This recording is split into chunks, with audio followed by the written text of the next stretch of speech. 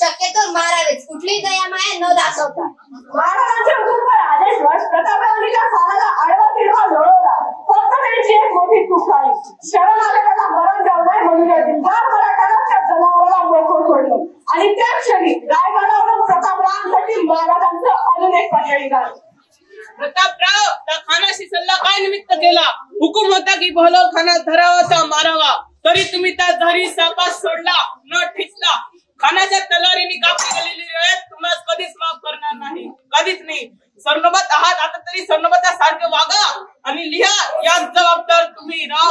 नित्य क्षणी त्या जनावरास गर्दीस मिळवा, खानास गर्दीस मिळवा. आम्हास रायगडात तोंड दाखवू नका.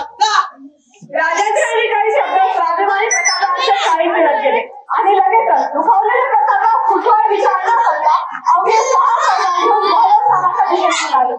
पण प्रतापराव पुन्हा कधीच पळले नाही.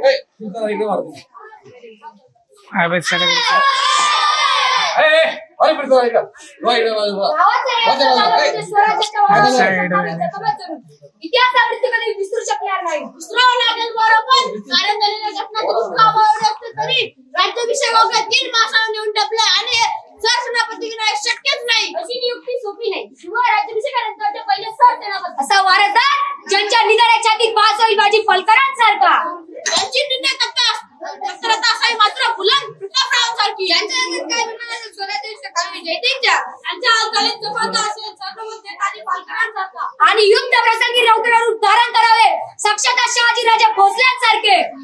असं जी माहिती कुठे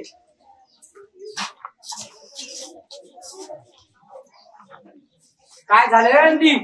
अरे युद्धात झालेला जखमा एका देखना दागिना नाही, तो फक्त असा कपार पाहिजे.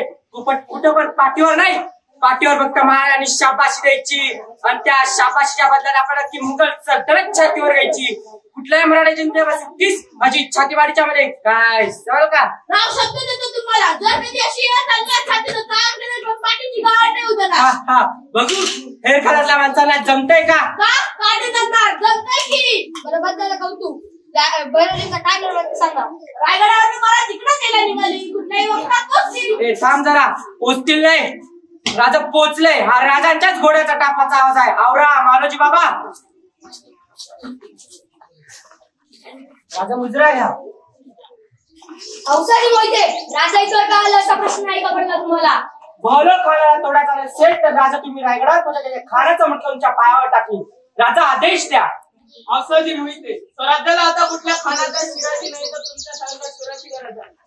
राजा त्या पाठे परशुरामाच्या मंदिरी सरसेनापती पदाची वस्त्र आणि तलवार प्रतापरावाचा अर्थ तुमच्या खांद्यावर देण्यात येईल. राजा म्या महादेव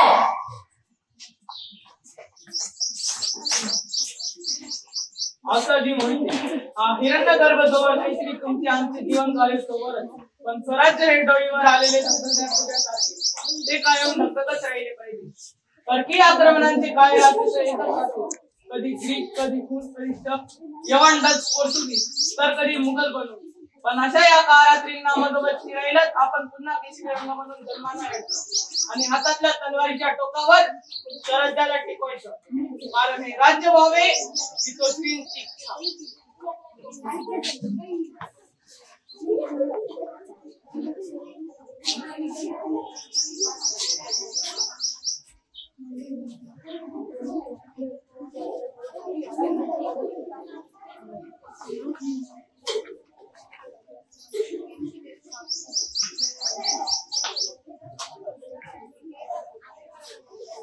सेनापतींची तलवार असताना पुत्रांसहित प्रतापरावांनी गौरव केला. आजपासून अवताजी मोहिते या गंभीर स्वराज्याचे हंबीरा म्हणून ओळखले जाते.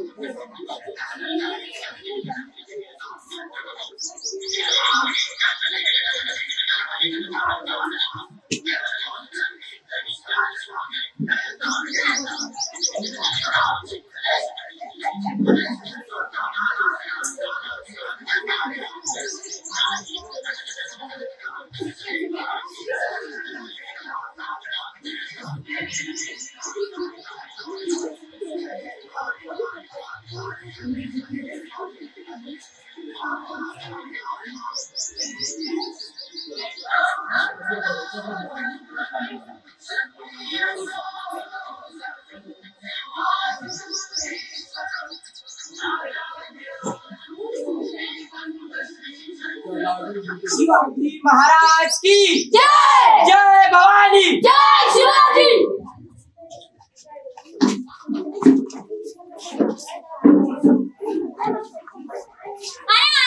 महादेव महादेव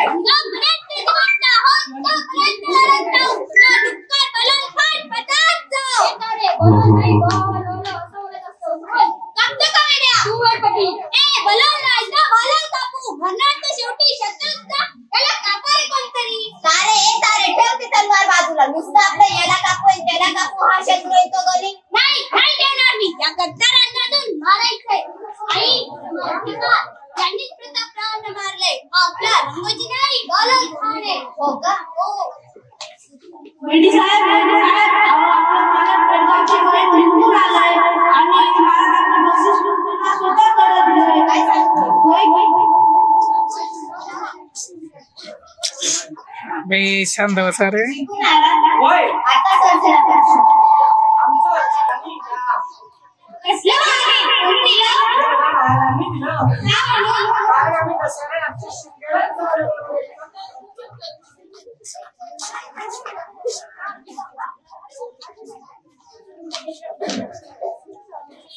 एक दिवस त्या व्यक्तीबरोबर मी म्हणजे काय हात लावलं कोसळवाने नुसतं आपलं लावू दे हात टाकले तर मान टाकले पोरगी आत्तापासून तरवारी शिकलेली सरलतीच्याकडे कोणी वक्राने पाहायची हिंमत नाही करणार. अरे ह आपल्या पोरींनी तरवारीच नाही खेळायची भांडी कोणती खेळायची. खरंच दक्षिण दिग्विजय मराठ्यांच्या स्वराज्य विस्ताराची सर्वात महत्त्वाची मोहीम झाली. राजकीय शासनासाठी यशस्वी सुरू झालेल्या या मोहिमेचा श्रीगणेश आम्ही लाभार्थी केला. पण धर्मवीर ठाकूरजी येथे मात्र धारण देत पडला. ने महाराजांनी शरीरात होते हातात दुर्बल उडवला. ऐसाधिकाऱ्यांनी हुकुमशाहीचा हाती तोडला. ने महाराजांच्या नेतृत्वात साधारण वेळेला देखील आम्ही धर्माने वेगळं लढाई यशस्वी केला. सलग 3.5 वर्षांपूर्वी दक्षिण दिग्विजय मोहीम आपल्या 1680 पूर्ण करायला लागली. मोहिमेचा सकारात्मक दाखवत होता. पण चेहरा दिसत नव्हता. तो तुमचा कुठेतरी एक महाराज मोहिते भावांनी विश्रांती सांगितली. आज गडावर असा कडकडीतून त्या दिवशी नोकरी मोरोपंत रायगडावरील हवा गनिमांसाठी होती. आपल्यासाठी हे प्राणवायू काशी गया प्रयाग मथुरा एका बाजूला आणि हा माझा रायगड एका बाजूला. माहित नाही हा कितवा जन्म आहे माझा पण यापुढे जितके जन्म घेईल तिथेच असेल.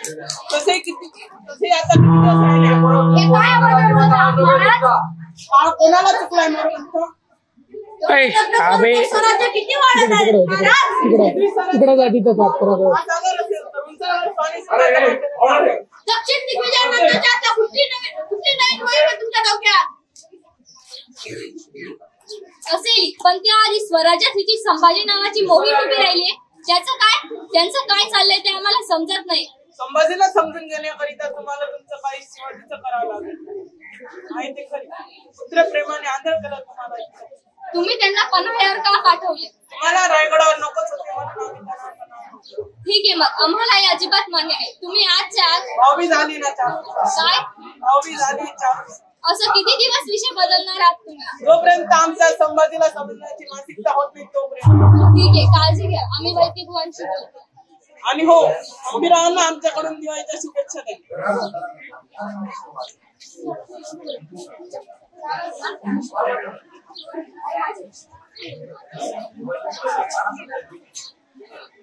लक्ष्मी झाला वय तुमचं छोटं स्वराज्य आता किती मोठं झालं. बाबासाहेब या ताराराणी स्वराज्यासाठी लढता लढता पोरं किती मोठे झालं कळच नाही ग लक्ष्मी. आता नाही ना जाणार आम्हाला कुठे सोडून. नाही आता कुठंच नाही जाणार. आता निरोप रायगडावरून आला ना तरी नाही जाणार.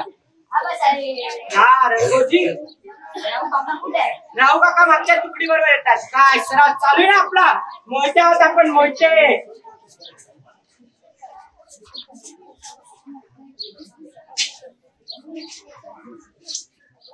तलवार चाललं तोंडच्या गप्पा येतोय.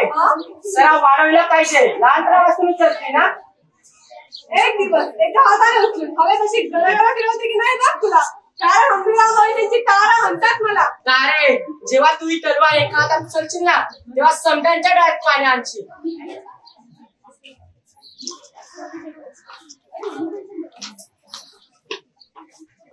ऐलमा गणेश देवा ऐलमा गणेश देवा आमचा खेळ मांडू दे करीन तुझी पूजा. काय चाललंय हे सगळं. हो, ते दिसतंय तारा बाहेर सरावला सोडून ते काय करते. आता मुलीचा लाडका खेळायचा तू खेळणारच की त्यात काय बदलतं. सगळं बदलतंय. पोरींचे खेळ बदला पोरी आपोआप बदलतील. तुमचं काय चाललंय ते चालू द्या. तारा बाहेर सरावालाय.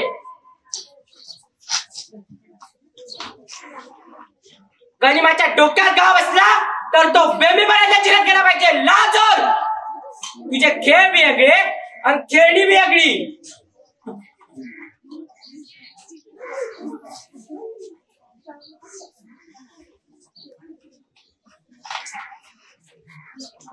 वेग बघा पोरीचं आज मन लावून करते ना.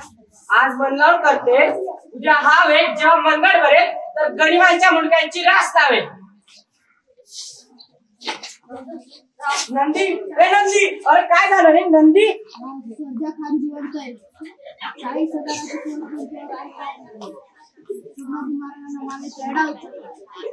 मोहिते बुवांना बोलवा रे कोणीतरी.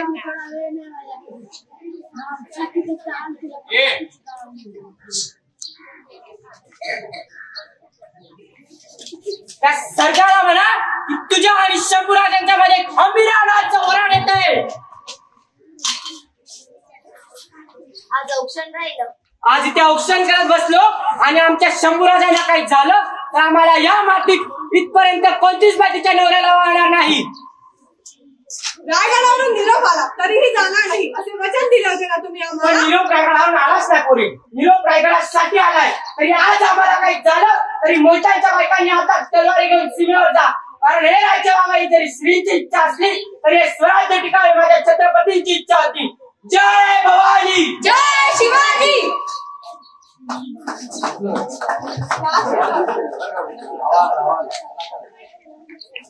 धर्माचे रक्षण करणे पाखंड खंडना हे काम बीज वाढवावे नाम. आज आपल्या धर्मासाठी आपल्या देवदेवतांसाठी आपल्या शंभू राजांसाठी लढायची हे आले. छत्रपती शिवाजी महाराज नेहमी म्हणायचं हे माझं स्वराज्य 18 पगड जाती जमातींचं आहे आणि त्या 18 पगड जाती जमातींनी एक दिला आणला पाहिजे. तेव्हा टिकल तो आज टिकवायचा. त्या सरदारा रायगडासारखा अनेक वाट्या माहिती असून मी सह्याद्री सारखा हर एक वाटेवर त्याचा काळा म्हणून उभे राहा आणि अशा उभे राहा की जणू सह्याद्रीचा कडा श्वास रोखुनी कडा. जय भवानी जय शिवाजी. नमो पार्वती पते हर हर महादेव.